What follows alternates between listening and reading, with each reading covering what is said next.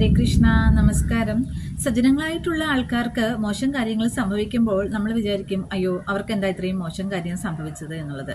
നല്ലത് ചീത്ത ജീവിതത്തിൽ സംഭവിക്കുന്നത് യഥാർത്ഥത്തിൽ അതിൻ്റെ സത്യം എന്താണ് എന്നുള്ളത് ഈ ഒരു കഥയിൽ കൂടെ നിങ്ങൾക്ക് മനസ്സിലാക്കാം. ഒരു ഗ്രാമത്തിലെ ഒരു കൃഷിക്കാരനുണ്ടായിരുന്നു. അടുത്തായിട്ട് കുറേ കൃഷിക്കാരും ഉണ്ടായിരുന്നു. ആ കർഷകന്റെ കൃഷിയിടത്തിലേക്ക് തൊട്ടടുത്ത കാട്ടിൽ നിന്നും ഒരു ദിവസം ഒരു കുതിര വരികയുണ്ടായി. അത് കണ്ടപ്പോൾ അടുത്ത കർഷകരെല്ലാം പറഞ്ഞു, നിങ്ങൾ എത്ര ഭാഗ്യവാനാണ്, നിങ്ങൾക്കൊരു കുതിരയെ സ്വന്തമായി കിട്ടിയിരിക്കില്ലേ എന്ന്.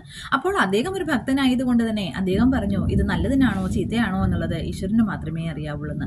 കുറച്ച് ദിവസം കഴിഞ്ഞപ്പോൾ ആ കുതിര തിരിച്ച് കാട്ടിലേക്ക് പോയി. അപ്പോഴെല്ലാവരും പറഞ്ഞു, അയ്യോ നിർഭാഗ്യവാനാണല്ലോ, നിങ്ങൾക്ക് കഷ്ടമായി പോയി, ആ കുതിര തിരിച്ചു പോയല്ലോ. അപ്പോഴും ഇദ്ദേഹം പറഞ്ഞു, ഇത് നല്ലതിനാണോ ചീത്തയാണോ എന്നുള്ളത് ഈശ്വരന് മാത്രമേ അറിയാവുള്ളൂ. കുറച്ച് ദിവസങ്ങൾ കഴിഞ്ഞപ്പോൾ ആ കുതിര ഒരു 20 കുതിരകളെയും കൂട്ടിക്കൊണ്ടാണ് തിരിച്ചു വന്നത്. അപ്പോൾ എല്ലാവരും പറഞ്ഞു, നിങ്ങൾ എത്ര ഭാഗ്യവാനാണ്, ദൈവമേ നിങ്ങൾക്ക് ദൈവം എല്ലാ ഭാഗ്യവും തലഞ്ഞു നൽകിയിരിക്കുന്നു, ഇത്രയും കുതിരകളെ, ഒരു ഫാം തുടങ്ങാനുള്ള കുതിരയെ നിങ്ങൾക്ക് കിട്ടിയിരിക്കുന്നതല്ലേ എന്ന് പറഞ്ഞു. അപ്പോഴും ആ കർഷകൻ പറഞ്ഞു, ഇത് നല്ലതിനാണോ മോശത്തിനാണോ എന്നുള്ളത് ഈശ്വരന് മാത്രമേ അറിയാവുള്ളൂ എന്ന്. ഒരു ദിവസം അദ്ദേഹത്തിന്റെ 18 വയസ്സുള്ള മകൻ ഒരു കുതിരപ്പുറത്ത് കയറി സവാരി ചെയ്യുമ്പോൾ താഴെ വീണ് കാലൊടിഞ്ഞു. അപ്പോൾ എല്ലാവരും പരിതപിച്ചു, വളരെ കഷ്ടമാണ്, നിങ്ങൾക്ക് വളരെ മോശത്തിനാണ് ഈ കുതിരകൾ വന്നത്, കണ്ട നിങ്ങളുടെ മകന്റെ കാലൊടിഞ്ഞില്ലേ എന്ന്. അതേസമയം തന്നെ നാട്ടിലൊരു യുദ്ധം പുറപ്പെട്ടു. ആ രാജ്യത്തില് രാജാവ് പറഞ്ഞു, ഗ്രാമത്തിലെ എല്ലാ ചെറുപ്പക്കാരെയും 17നും 25നും വയസ്സുള്ള എല്ലാ ചെറുപ്പക്കാരായവരെ പിടിച്ചുകൊണ്ട് ചെല്ലണം യുദ്ധത്തിനായിട്ട്. അതിൽ അംഗവൈകല്യം പറ്റിയതോ ശാരീരികമായി വൈകല്യമുള്ളവരെയോ അങ്ങനെയുള്ളവരെ മാത്രം ഒഴിവാക്കിയാൽ മതിയെന്ന് പറഞ്ഞു. ഈ കർഷകന്റെ മകനെ ഒഴിവാക്കിയിട്ട് മറ്റുള്ള കർഷകരുടെ മക്കളെ എല്ലാം തന്നെ ആ യുദ്ധത്തിനായി പിടിച്ചുകൊണ്ടുപോയി. അപ്പോൾ എല്ലാ കർഷകരും കരഞ്ഞു കൊണ്ട് പറഞ്ഞു, നിങ്ങൾ എത്ര ഭാഗ്യവാനാണ്, നിങ്ങളുടെ മകനെ കാലൊടിഞ്ഞത് നന്നായില്ലേ, ഇപ്പൊ യുദ്ധത്തിന് കൊണ്ടുപോകേണ്ടി വന്നില്ലല്ലോ, ഞങ്ങളുടെ മക്കളെ എല്ലാം കൊണ്ടുപോയി, അവരെ ജീവനോടെ നമുക്ക് കിട്ടുമോ എന്ന് അറിയില്ല എന്ന് പറഞ്ഞ് എല്ലാവരും കരച്ചിലായി എന്നുള്ളത്.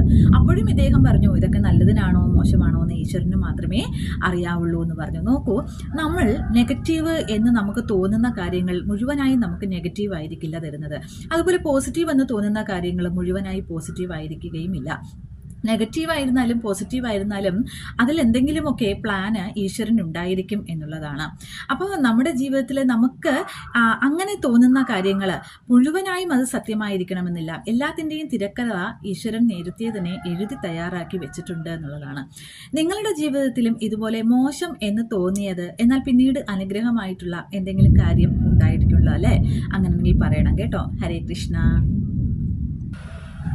നമ്മുടെ എല്ലാവരുടെയും ജീവിതം അറിയപ്പെടാത്ത ഒരു ജ്ഞാനത്തിൽ കൂടെയാണ് കടന്നു പോകുന്നത്. അതറിയാവുന്ന ഒരേ ഒരാള് സാക്ഷാൽ പരമാത്മാവ് മാത്രമാണ് എന്നുള്ളതാണ്.